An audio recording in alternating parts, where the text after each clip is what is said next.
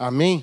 O Senhor fala com a gente personalmente. O Senhor sabe aonde a gente está. E quando o Senhor percebe a gente ali, Ele sabe o que dizer. E Ele sabe como tocar o nosso coração. E eu quero ser esse instrumento, Senhor, que toca a Tua igreja, que fala com a Tua igreja, mas que também recebe através da pregação. Eu falo, mas eu também ouço o que eu falo, Senhor. Fala comigo. Me exorta e faz, Senhor, que a Tua palavra tenha poder sobre as nossas vidas como igreja nesta noite.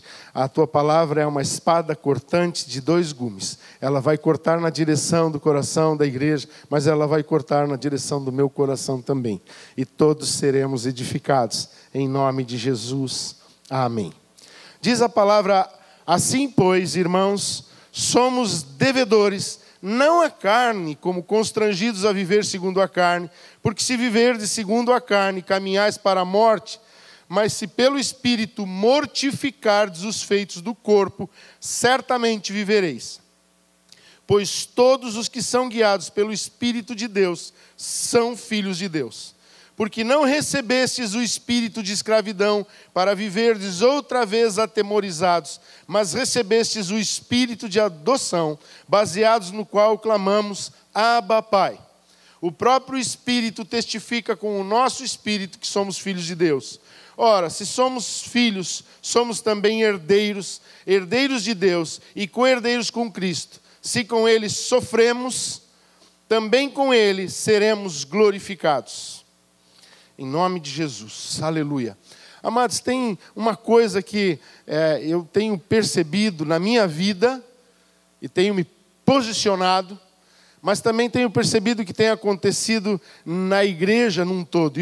E quando nós estávamos ouvindo ontem pela manhã na consagração, pastor Anderson, quando ele falou, pastor Anderson Silva, né, ele esteve conosco. Você não esteve na consagração, não tem problema, amado. Jesus vai te dar uma outra oportunidade de ouvi-lo.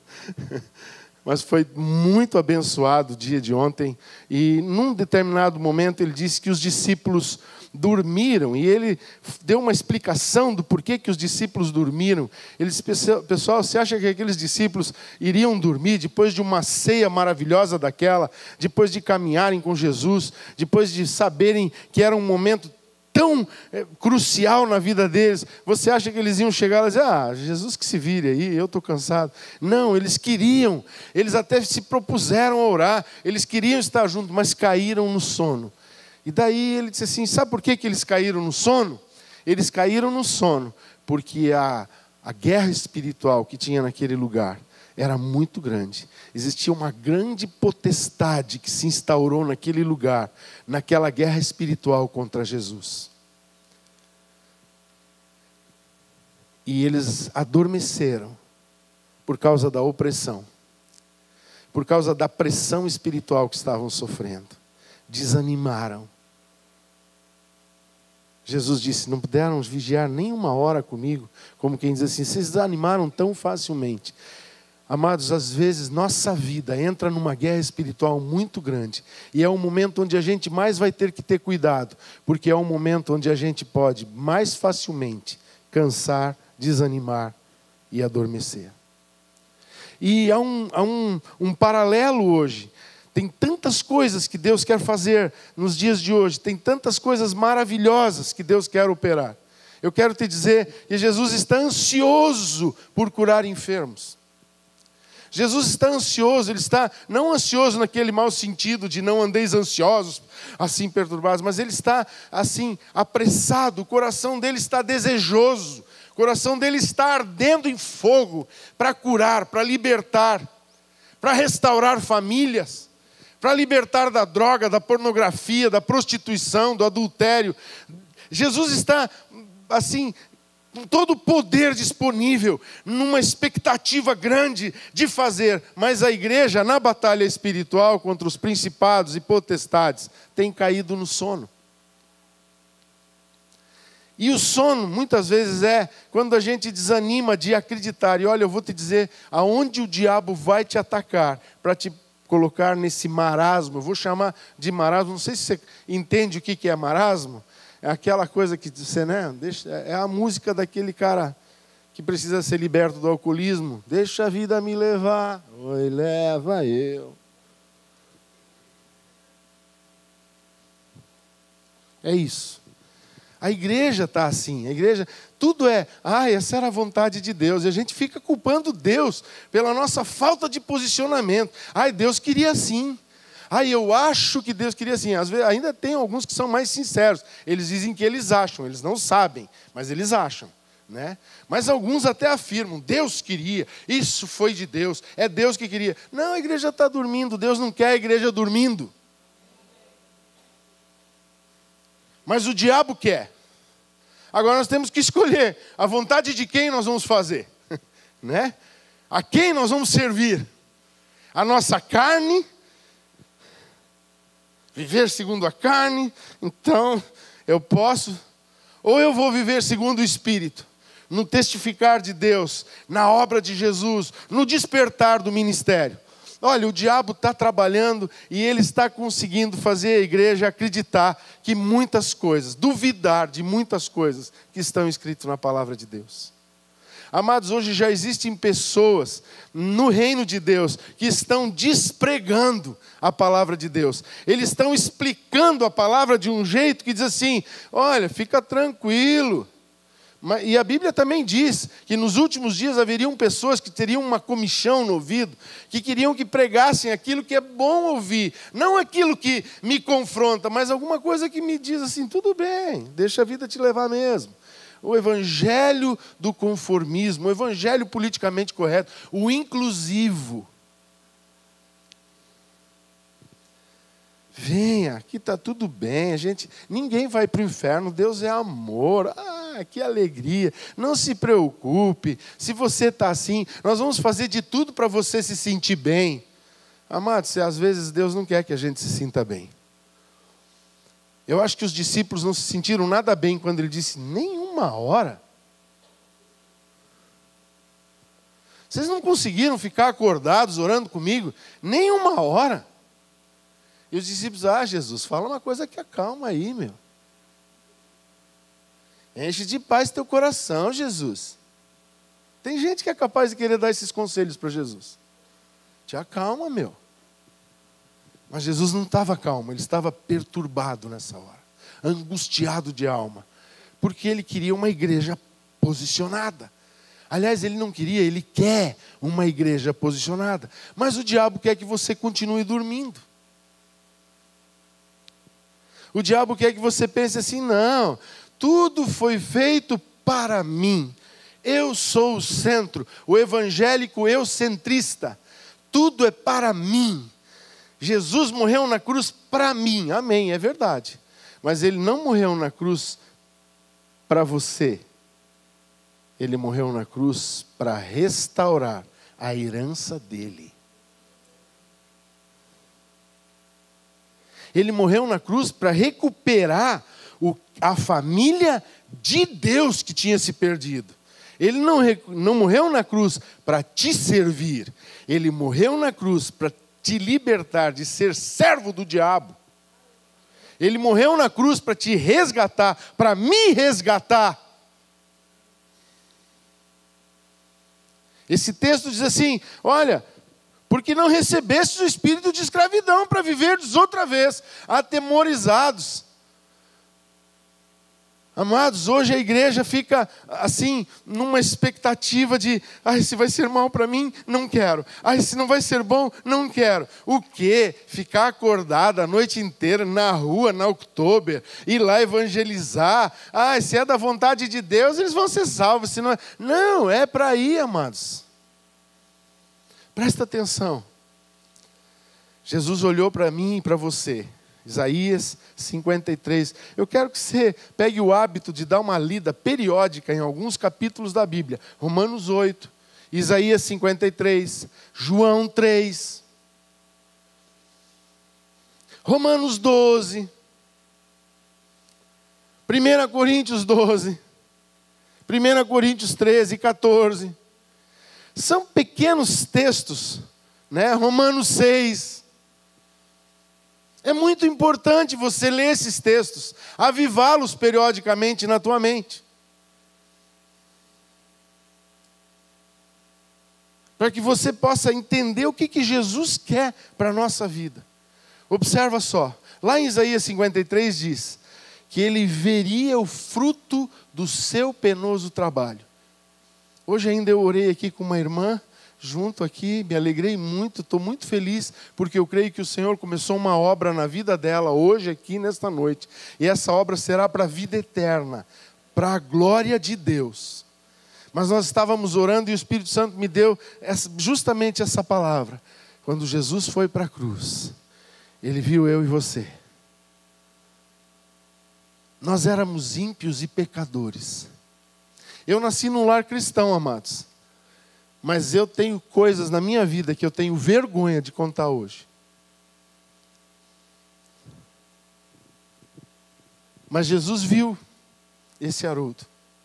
Jesus viu aquele alcoólatra, Jesus viu. E eu fico tão feliz, amados, principalmente quando a gente vê uma multiplicação que chegou numa casa de uma pessoa, o cara era ateu, hoje ele é líder de grupo, supervisor. Isso é uma pisada na cabeça da serpente, né? Mas Jesus olhou para mim e para você e viu ímpios. Diz que ele morreu a seu tempo e nós ainda éramos pecadores. Mas ele acreditou. Ele disse: pai, eu vou resgatar, é a nossa família, é a tua família. Tu criaste Adão, tu criaste o homem para ser a nossa família, para nosso convívio. Façamos o homem, eles disseram, no conselho espiritual que tinha lá no céu. E vamos fazer esse homem para ter relacionamento com ele. Esse é o evangelho mais simples que tem, que eu estou pregando essa noite. Não tenho grandes profundidades para te revelar, mas é isso que aconteceu. Jesus disse: eu vou lá pagar o preço para que eles sejam resgatados. E Jesus morreu, mas olha o esforço que ele fez. Ele teve que se tornar homem, ele teve que viver como homem, sentir como homem. Ele não usou atributo divino, ele aceitou ser guiado pelo Espírito Santo. E aliás aqui esse texto diz que assim como ele, nós somos guiados pelo Espírito Santo. Quando somos guiados pelo Espírito Santo, temos a certeza que somos filhos de Deus. Ele tinha certeza quem ele era, porque ele deixou o Espírito Santo guiar ele. Ele sabia para aquilo que ele veio, ele viveu com aquilo dentro dele, ele tinha tudo isso no seu coração, mas ele sabia: eu não posso usar um atributo divino. Eu tenho que vencer como homem. E daí, sem pecado algum, ele foi para aquela cruz, no meu lugar e no teu lugar, pagou a dívida, não pagou a dívida do diabo. Nós não estávamos devendo para o diabo. A nossa dívida era para com Deus. Todos pecaram e destituídos foram da glória de Deus. A dívida tinha que ser paga para Deus. Jesus veio e pagou aquela dívida para Deus. Cravou o escrito de dívida na cruz e disse: está consumado, está feita a obra. E ele olhou e viu o fruto do penoso trabalho dele. Ele viu uma igreja em Blumenau, cheia de pessoas que não aceitaram dormir, que não quiseram ficar no sono, que ouvindo a palavra despertaram para uma vida própria, segundo o chamado de Deus. Ele se expôs, ele se colocou naquela cruz e ele se expôs. Ele foi humilhado, ultrajado.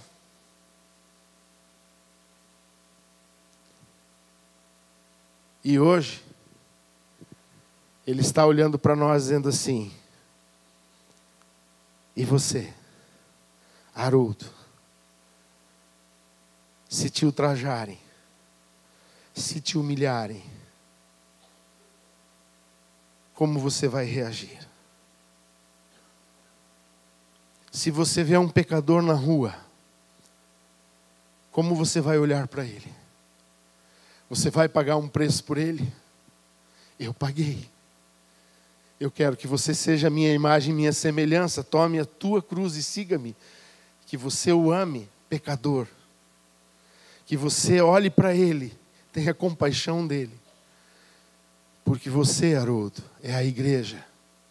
Você é a única esperança que ele tem.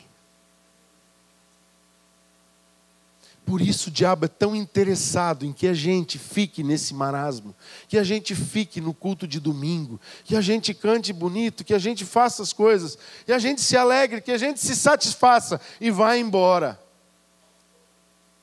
E se não ficou bem como a gente gostou, a gente ainda faça uma crítica, entre no Face, entre no Insta e fale, não curti. Ou eu vou descurtir isso, porque eu não saí satisfeito. Quando Jesus está perguntando para nós, até onde você pode sofrer comigo, para ser glorificado comigo? Diz assim, se com ele sofremos, também com ele seremos glorificados. Você está disposto a pagar um preço por esse Jesus? Hoje Jesus está nos chamando e dizendo assim, olha, eu quero te dar uma notícia hoje. Ele disse, você tem poder, eu te tirei da escravidão, você tem poder. Observe, presta atenção. Você tem poder para vencer o pecado. Basta você dizer não para o pecado. Ele venceu o pecado por você. O que você precisa fazer é acreditar nele e andar vitorioso sobre o pecado. Tem uma mágoa no meu coração. Não, eu não quero fazer crítica a coisa nenhuma, porque eu não posso julgar. Tem tantos ministérios que estão tratando da tua cura, do teu coração. Eu posso perdoar. Eu não sou vítima. Eu fui chamado. Eu fui comprado para não viver mais como escravo. Eu fui comprado. E olha só o que o texto diz. Mas recebestes espírito de adoção. Eu fui comprado e não fui levado para ser escravo no reino de Deus. Eu fui comprado. E quando eu cheguei na casa do meu Senhor para servi-lo, ele disse, mas você não é servo. Ele te fez filho. O filho trabalha na casa do pai. Filho fazem coisas porque amam os pais. Não está muito na moda, falando aí com os adolescentes que estão presentes aqui hoje. Não está muito na moda fazer o que os pais precisam que seja feito em casa. Mas é isso que filhos deviam de fazer. Agradar o coração dos pais. Cuidar dos pais. Fazer o que os pais precisam que seja feito. Sabe? Vai passar o lixo hoje. É eu que tiro o lixo para fora. Papai não precisa se preocupar com isso. Precisa lavar o carro? Deixa comigo. Mas o papai tem uma caminhonete muito grande, né, João? Mas chama 2, 3 amiguinhos e lava com eles. Papai até ajuda. Filho tem um tratamento diferenciado.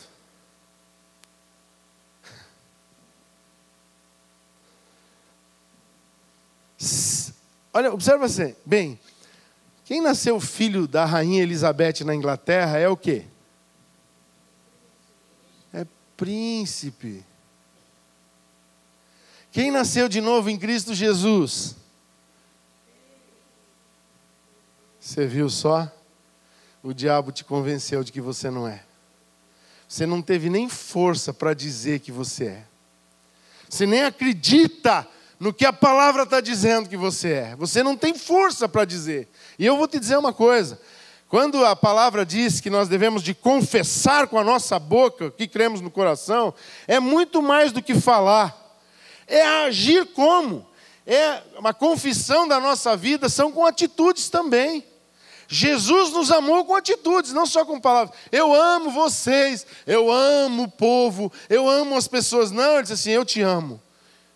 Você tem uma dívida, eu vou pagar a tua dívida, eu vou morrer no teu lugar. Ele amou com atitudes. Agora, ele espera que você tenha pelo menos a atitude de corresponder isso. Ele te deu. Ele não esperou você ser uma pessoa boa para te dar o título de filho. Ele te comprou e te deu o título de filho, porque ele crê que você vai acreditar no que ele prometeu na palavra. Você é o que a Bíblia diz que você é. Eu sou o que a Bíblia diz que eu sou. Quem nasce de novo é filho de Deus. Tem uns primos no meio, né? Eu lembro de uma vez, estava numa oficina mecânica, aí chegou um vendedor de peças e disse assim para o dono da oficina: e aí, meu irmão? E aí não sei o quê. Daí o dono da mecânica, sabendo que ele era um cara assim, não muito certo da vida do senhor, mas filho, irmão meu, filho de Deus é as pessoas que creem em Jesus. E ele foi com o Giovanni e disse: e quem é que disse que eu não creio? Ele disse: não é só crer. Crê e pratica a palavra e obedece os mandamentos do Senhor. Daí o representante de peça assim: então a gente só é meio primo. Tem muita gente aqui com a mentalidade de primo.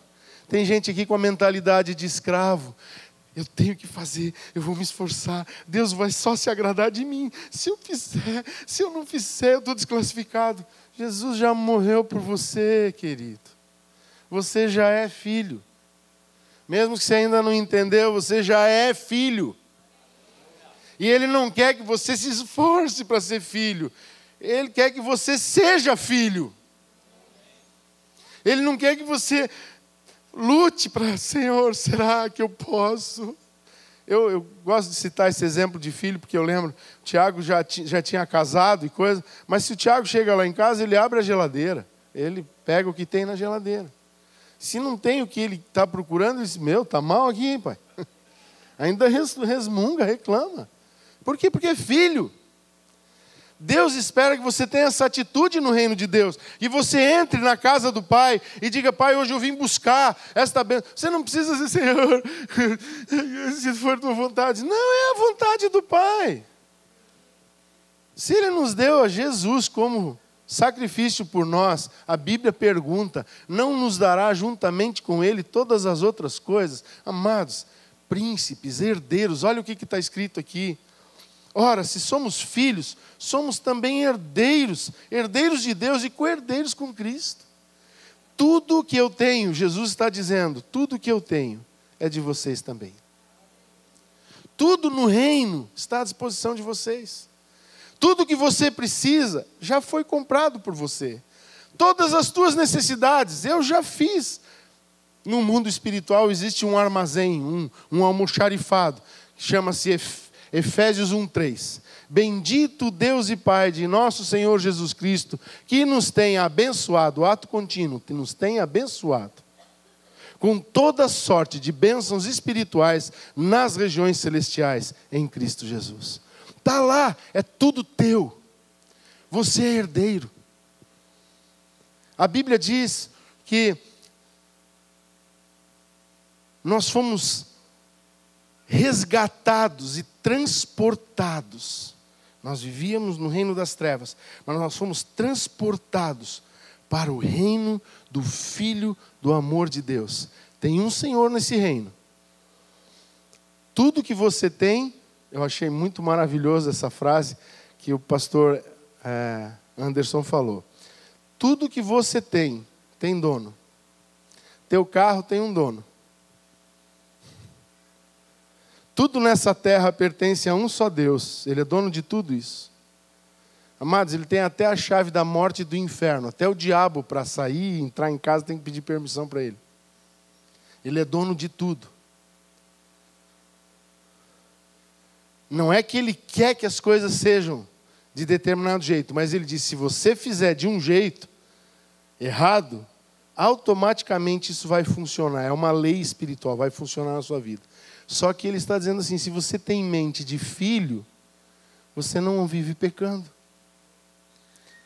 O apóstolo João fala isso. Se você tem mente de filho, você não vive pecando. Você tem poder sobre o pecado. Você começa a acreditar que tudo que Jesus conquistou naquela cruz é teu direito, é tua herança. Pastor T.L. Osborne disse uma frase, aliás, preste atenção, são duas frases que ele disse numa pregação que eu ouvi dele. Ele disse que Jesus se manifestou para revelar duas grandes coisas. A primeira, Jesus se manifestou para revelar para nós com quem Deus se parece. Quando ele disse, façamos o homem à nossa imagem e semelhança, ele criou o homem. E ele criou um homem com cabeça, com tronco, membros, com capacidade de agir, de fazer, de gerar, de criar. A imagem e a semelhança de Deus. A segunda grande coisa, segunda grande revelação que Jesus trouxe com a sua vida foi, Ele quer mostrar para nós com quem Deus quer que a gente se pareça. Você conseguiu compreender? Jesus se manifestou para revelar para nós com quem Deus quer que a gente se pareça. Que nós sejamos iguais a Ele, semelhantes a Ele. Que nós façamos as obras que Ele fez. Ele ensinou tudo isso. As obras que eu faço, vocês também farão, porque vocês são semelhantes a mim. Assim como Jesus andou, nós devemos de andar.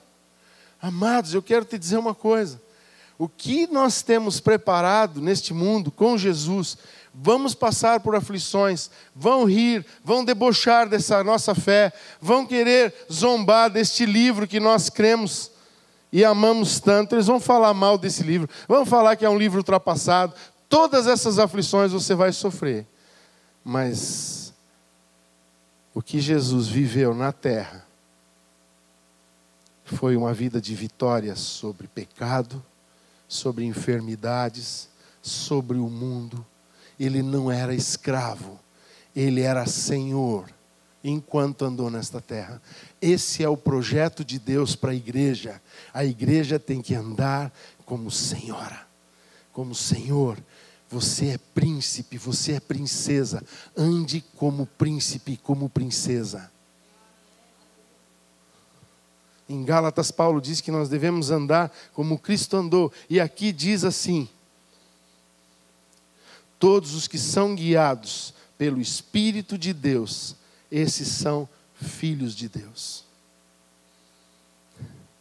Achei interessante uma pergunta, foi na sexta-feira à noite, dos nossos adolescentes.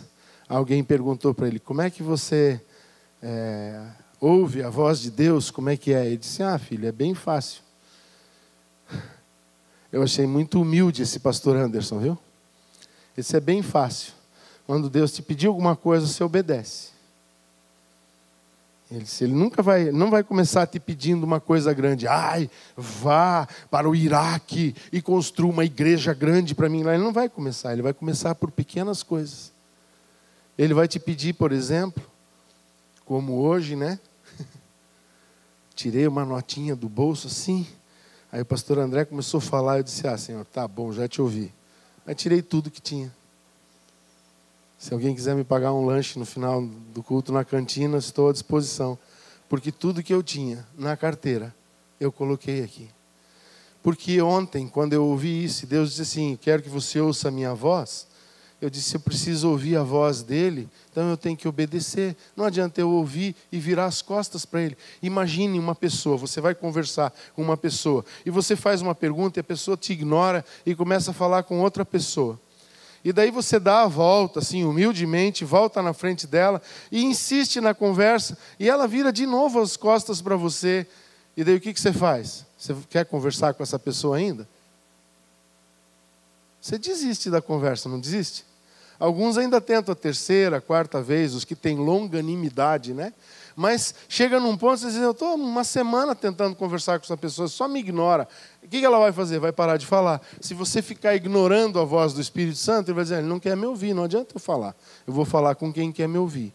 Mas daí você busca ele de todo o teu coração, diz, não, Senhor, mas eu quero te ouvir de novo. Aí ele vai te falar uma coisa bem simples. Mas se você não obedecer isso, ele vai dizer, de que adianta você ficar orando tanto, clamando tanto para ouvir a minha voz, e quando eu falo contigo você não obedece.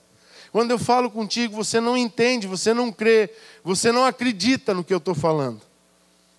E o diabo está tentando roubar de você isso. Olha, se você soubesse quantas bênçãos Deus tem preparado para nós, que você deveria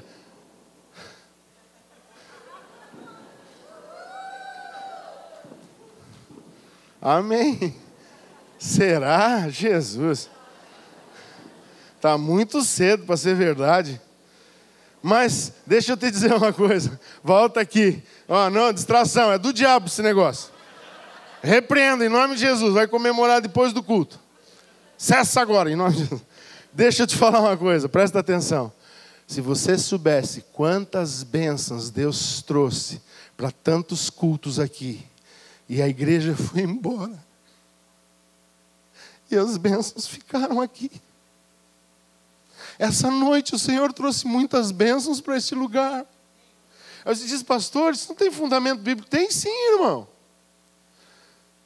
Ele diz que a palavra dele foi semeada, mas alguns são o solo à beira do caminho. E depois vem o diabo e rouba-lhes a semente. Quando você sair daqui, o diabo vai atacar você com muitas dúvidas, vai dizer, olha, não é assim, não é verdade. Isso que Deus falou não é para você, é para os outros, não acredite nisso. Veja só, nem está funcionando. Mas sabe por que não está funcionando? Porque você está duvidando e o diabo está te roubando.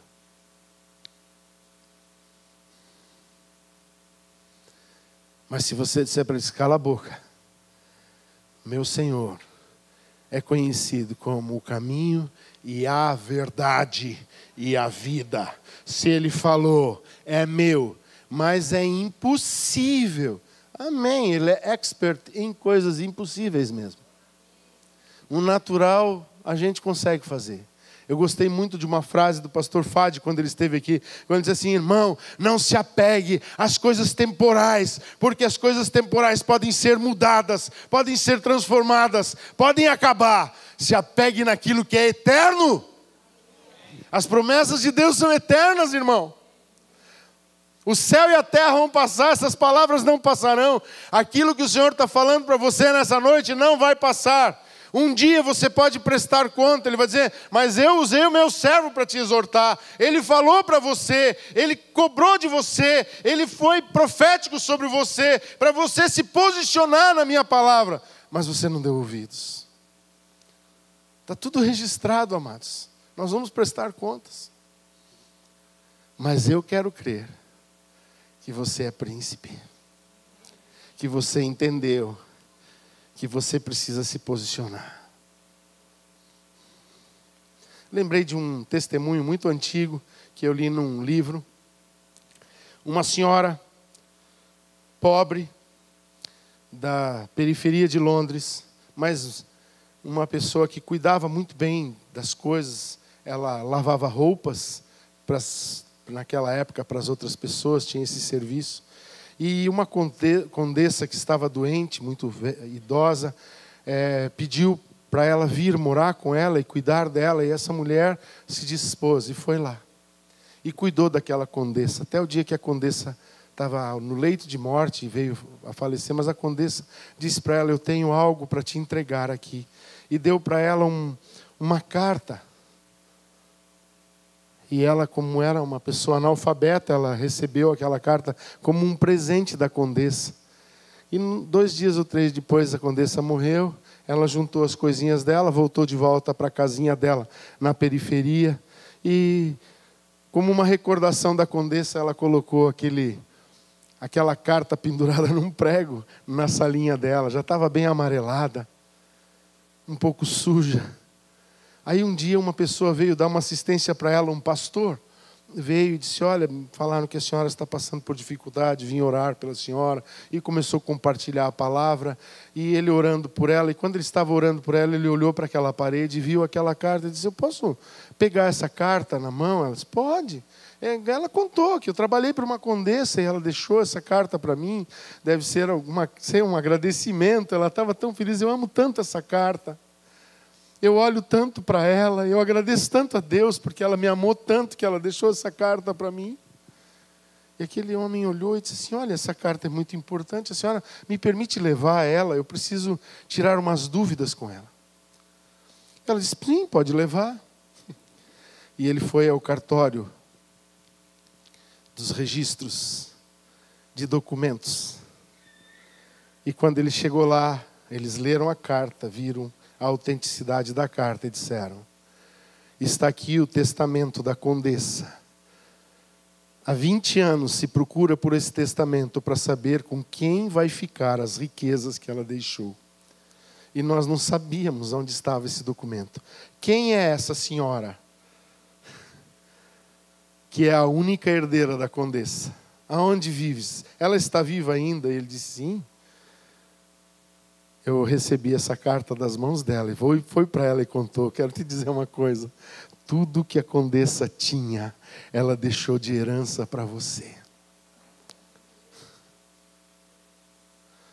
Quando esse texto está dizendo que nós somos herdeiros de Deus, co-herdeiros com Cristo, isso não é um livro para ser dito: ai, que lindas essas palavras. Oh, Deus, como é bonito. Ai, eu só acho tão lindo esse salmo, acho tão lindo essa promessa. Ai, como é bonito. Deus diz: não, vá no cartório. É o meu testamento. É o Novo Testamento para os filhos de Deus. Você tem uma Bíblia aí? Quem trouxe Bíblia? Pega até o seu celular, irmão, não tem problema. Chacoalha esse celular hoje. Segura bem alto assim. Olha quanto testamento. Tudo que Jesus conquistou está aí nesse testamento. Te pertence. Você é príncipe. Você é herdeiro. É teu. É teu, não é só para ser lido, é para ser crido. Não é só para ser entendido, é para ser praticado. Não é só para ser admirado, é para ser vivido. Oh, aleluia. Quem é príncipe de Deus, fique de pé aí.